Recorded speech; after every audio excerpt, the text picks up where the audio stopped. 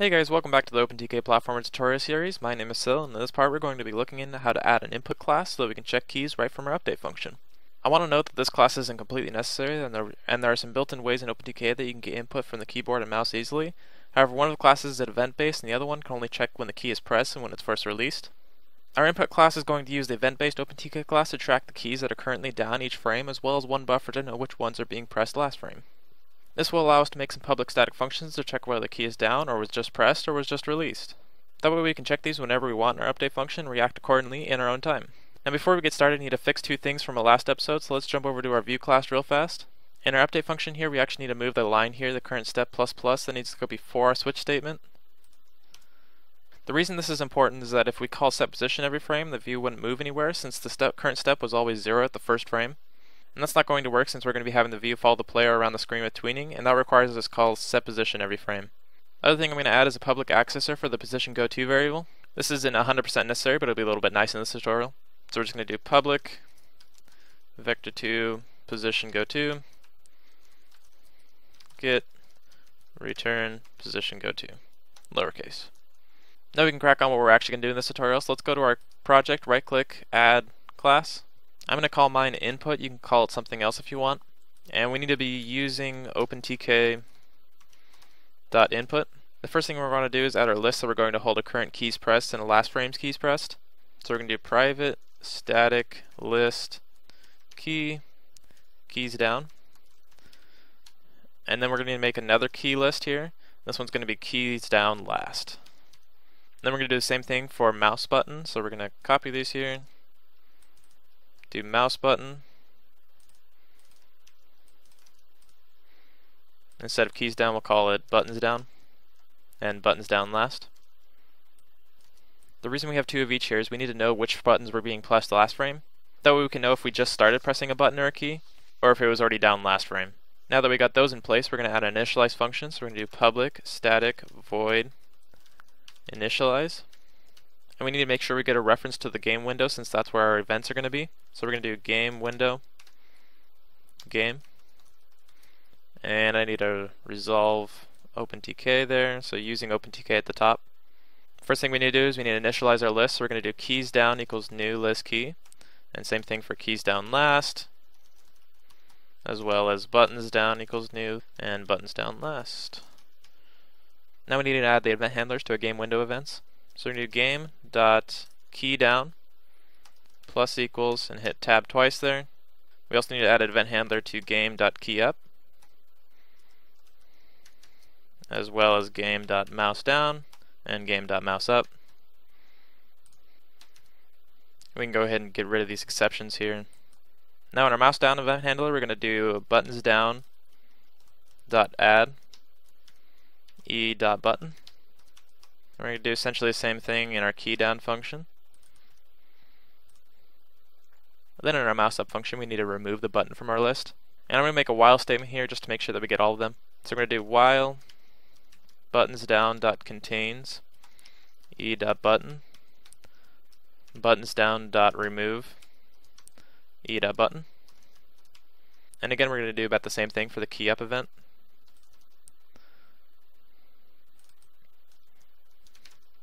Sweet, now we got the buttons and the keys being added and removed from the list correctly. We go ahead and minimize these. Now with those in place, we need to add our update function. So we're going to do a public static void update. And this update function is going to be called at the end of game.update. And what we need to do here is we need to copy our current keys down list to our keys down last list so that that can be held for the next update frame. So we're going to do keys down last equals new list key, and we're going to pass it keys down. This essentially copies keys down to keys down last. And we're going to do the same thing for buttons down.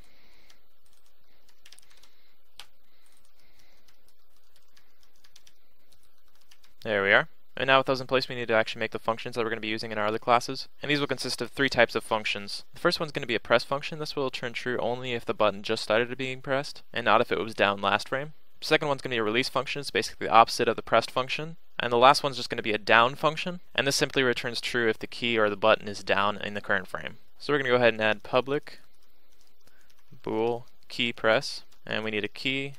So key. And we're going to return keys down dot contains key and not keys down last dot contains key. Basically we return true if the key is down this frame but not last frame. We're going to go ahead and copy this here and make our release function rather than our press one. And we simply move the exclamation point over here to the first, and then we make our key down function. So we'll copy this, get rid of the second one here, and get rid of the exclamation point. Make sure we rename this here. And there we go, we got our 3 functions for our key. We need to do the same thing for the mouse buttons.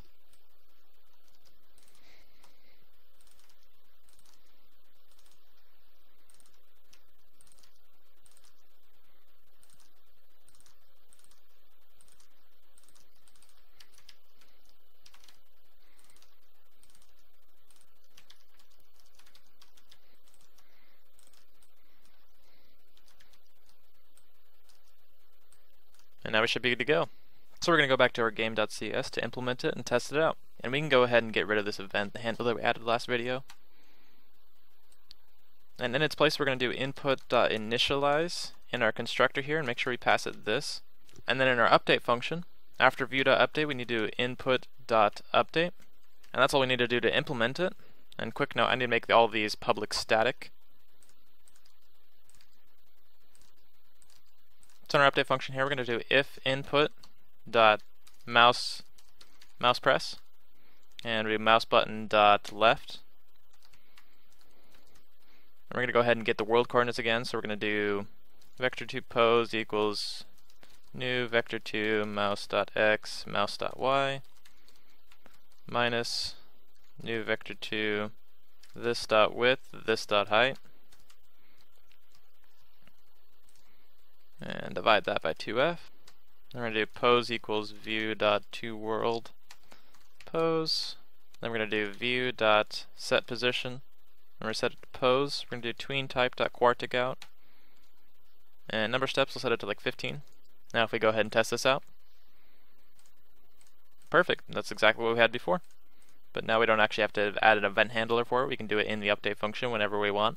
Sweet. Now let's go ahead and try out our keyboard functionality.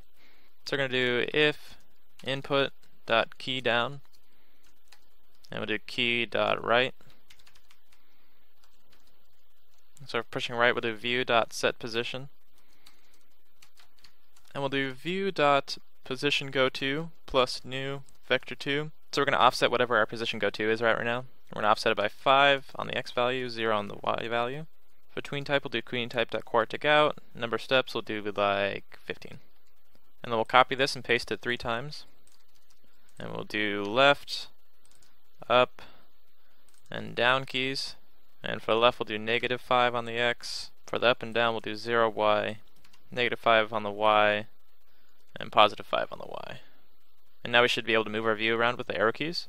So if we go ahead and test this. Perfect.